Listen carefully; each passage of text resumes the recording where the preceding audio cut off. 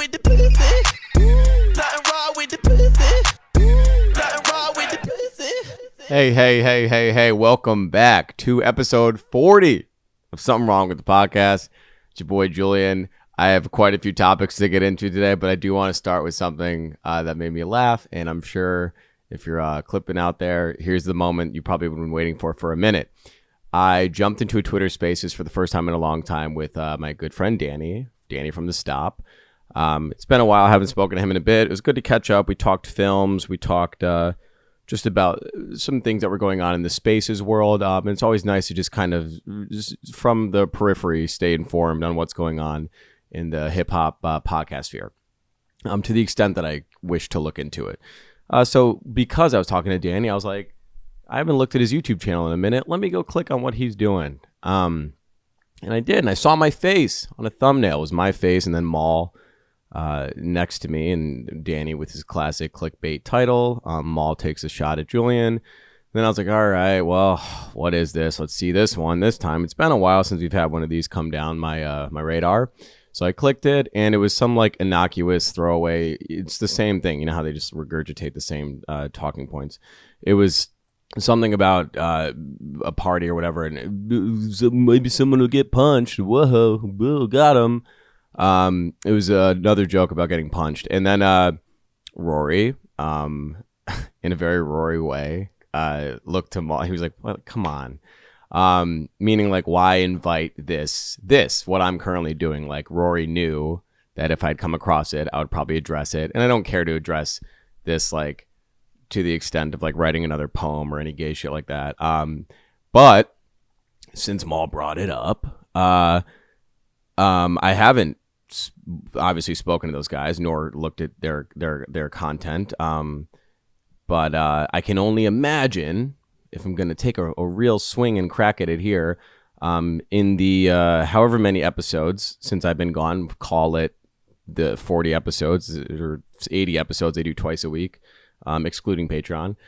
I'm assuming outside of more indirect, more or direct subtle shots at me and other podcasters alike, it's probably just like conversations about why Drake won the battle, why everything that men do that may challenge or not conform to Maul's perspectives is gay, and then why all women are whores, and then probably him saying something about why what Trump's doing is right, but then that actually getting edited out for good reason. And then, yeah, so, you know, in the few months I haven't been there, good to know nothing's changed, that growth is stagnant and life goes on. So don't care to dwell too much on that or the past, but you say my name, you bring me up in any way, in just, yes, for those that did forget, I got punched in the face by Eden, who I guess DJ'd their holiday party. Glad to see the gangs back together. Yeah, that was it. That was the entire situation. Don't care to get too far into it. Wish everybody involved the best. What do they say? T's and P's, thoughts and prayers. In other news, in more internet, Twitter sphere beefs, Tyler, the Creator, is under attack again because of some old tweets. Now, Tyler's been someone that's been incredibly vocal about how little he cares about the things that he said in his past and how they could affect his, today. It's really shitty to say something, not to excuse anything that he said, which I can get into. He's talking about he has photos of him doing a Nazi salute, wearing like a KKK robe, saying all these like weird, like mean things about Wale, which is like fine, whatever. And then saying stuff like, I love R. Kelly or whatever. But to apply a 2025 lens onto a like young, we have to remember, and I'm old enough to remember the movement that Tyler started with the Odd Future movement in LA. Like this, he was like the poster child of rebellion. So in the context of everything that era, 25 years ago now. Is it that long ago, or was my math that bad? 15? No, a little, not that long ago, but however long ago, everything he did at the time, this isn't an excuse of the stuff that he said, but it also made sense for the energy and the way the world was working at that point in terms of like Twitter was new. People were just throwing shit at the wall and just being rash and like aggressive just for the sake of experimenting on this new platform where you could reach a large audience. So everything Tyler said in that context made sense at the time. But he did, now we're looking at this with Gen Z kids are finding these old tweets. And here's one right now. I still ain't shit. Could totally become a failure or like Wale tomorrow. Got to stay focused and brainwash more people. Another tweet. But fuck, I really hate Wale. So the fact that he's right before us makes that list makes me really bitchy and mad. Like this mad. And then fuck, I hate Wale shit. Tyler's even said in his music, he's like, go ahead, dig up some of my old tweets, try to cancel me. I don't care. I think Tyler's approach should be from the same playbook as Andrew Schultz's. And Schultz is very clear with, his whole shtick is anybody can get it. You can't cancel me when I'm an equal opportunist for everybody that I make fun of. I think Tyler, when you crack and you apologize, or if you extend that, like, hey, my bad, if you give the naysayers, the deterrers what they want, then you're showing weakness. I'm not saying Tyler also needs to double down and be like, fuck y'all, I still mean all this shit that I said. Twitter was wild back then, LOL. I just think you just don't need to say anything. He doesn't owe anybody an explanation. And it's like, again, I led with this, but like these things were said so long ago. These tweets are from 2010, 2011. Like that's just a completely different world that America was then versus now. The best case for this is obviously for them to go away, but I don't think Tyler should resurface these things. Tyler also did a lot of sketch comedy. So like, yes, the photo of him, no photo of a black man in a KKK robe is a good look, but was he shooting a sketch? Was this for like a bit thing? Like there's just photos don't include context. There's also a photo of him going viral, doing a Nazi salute, and a photo of him in whiteface. Again, not excusing those acts, but understanding who Tyler was in like the Odd Future Wolfgang movement was at that time. Was this for something? Was this for like a Vine or a Snapchat? Who knows? Could have been. Point is, like, I don't think Tyler was like doing this for the purpose of, putting on a KKK robe to go light a torch on a black family's home, like, or front lawn. That's not the kind of person that he is. Yeah. So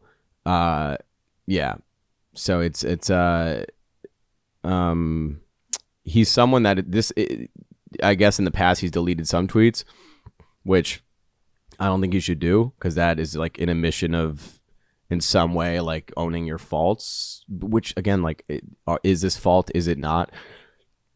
But I just think you just let these things live and just go on about your life, Tyler. I don't know. That's kind of how I feel about it. I could be wrong, but I think Tyler is a good person. This is now I'm putting my opinion out there.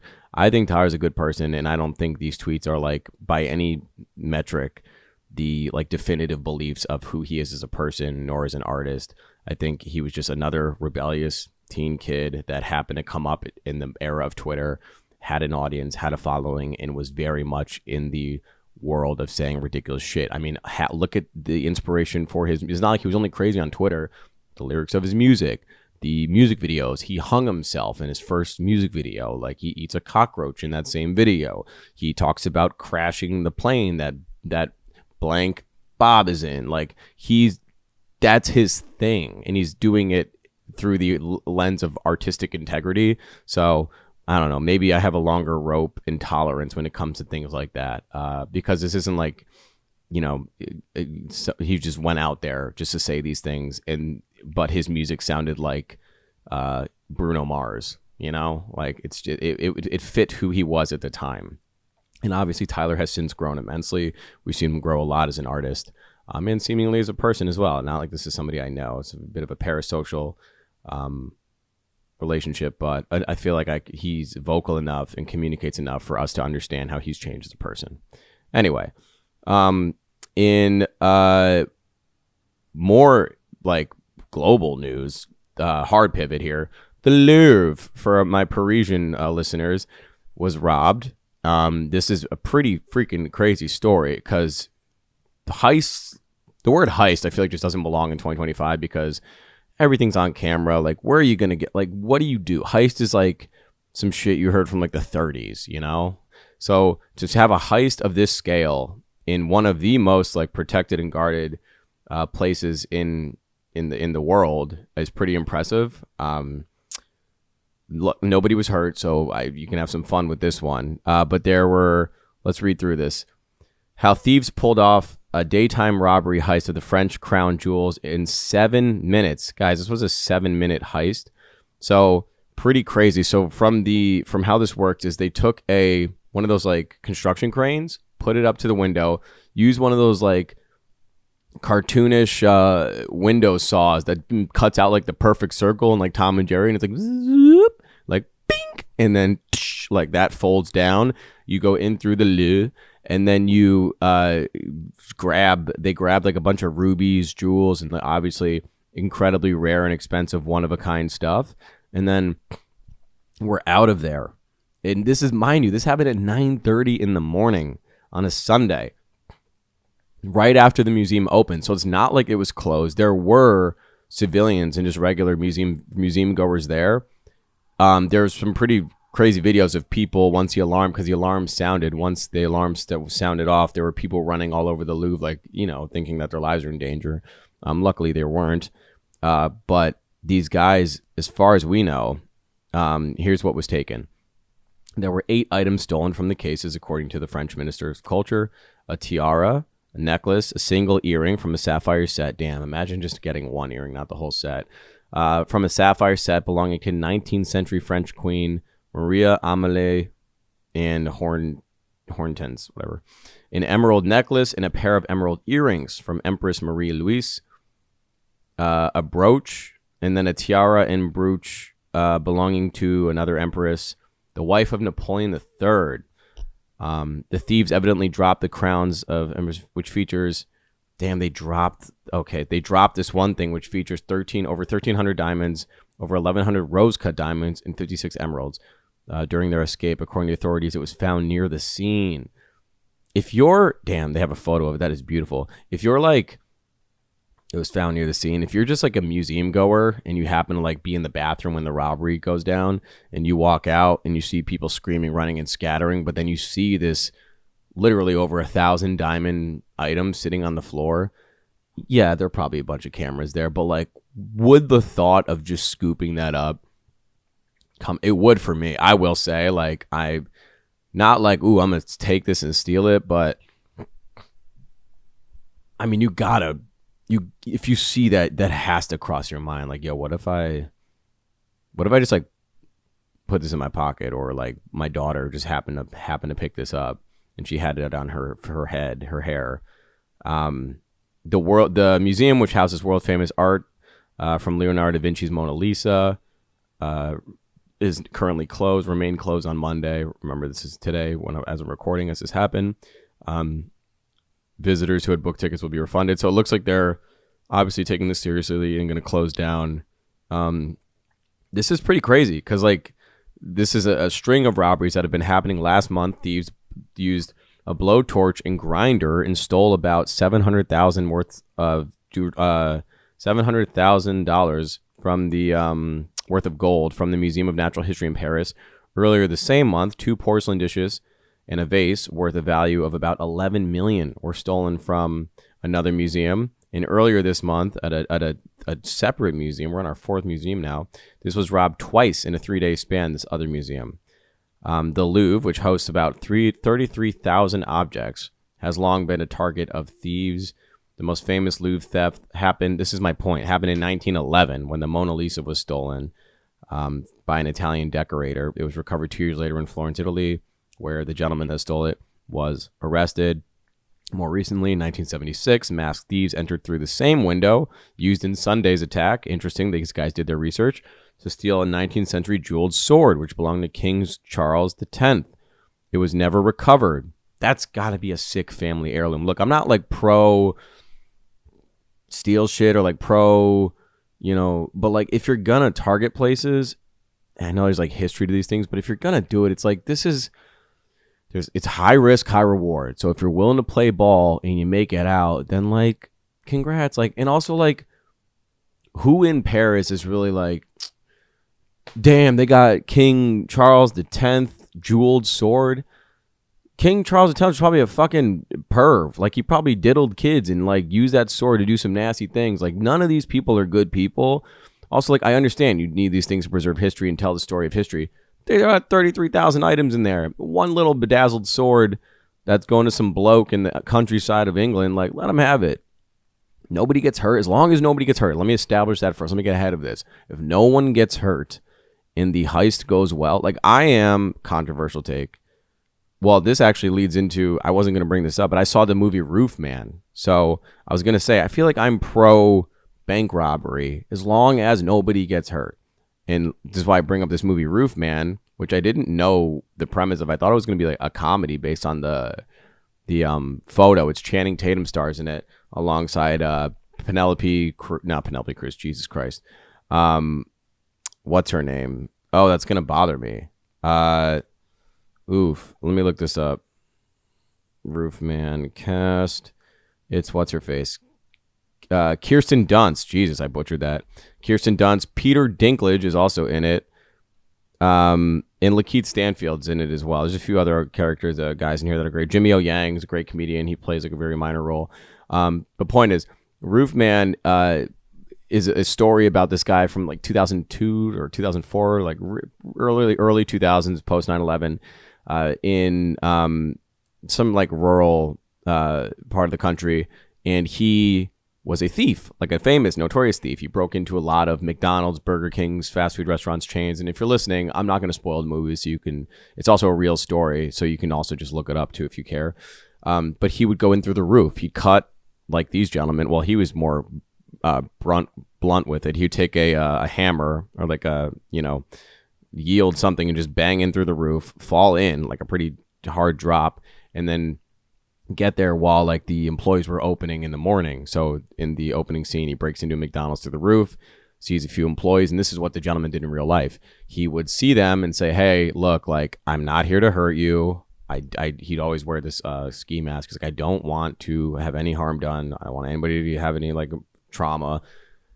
He zip tie their hands, put them in the cooler, in the freezer, and he was so nice that I thought they may have embellished for the film, but this also happened in real life. The one, he asked the people, because he puts them in the cooler, he asked the McDonald's workers to get their jackets because they're going in somewhere cold. The manager didn't have a jacket. He takes the jacket off his back, gives it to the manager, and puts him in the cooler and shuts the door, which is something he did in real life. Then he goes, grabs the money, goes on to the next place. This was his routine. So he did it for quite a while, and then eventually got caught, gets locked up. Again, not spoiling anything. This is literally a real story. And then he escapes prison.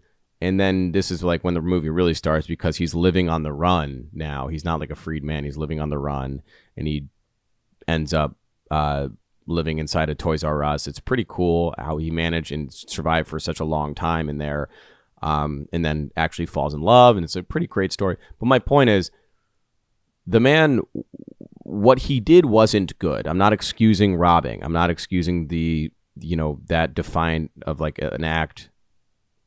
But he was targeting major businesses. Like, it's a McDonald's, it's like Walmart. Like, he also really didn't want anybody to get hurt. He was a really friendly guy. Like, his intentions, they said the Lakeith's character, who plays like the more hardened criminal, is like, you're too emotional. Like, you have the brain of a brilliant thief, but you have the heart of someone that cares far too much about like the crime itself, about the people that are involved with the crime.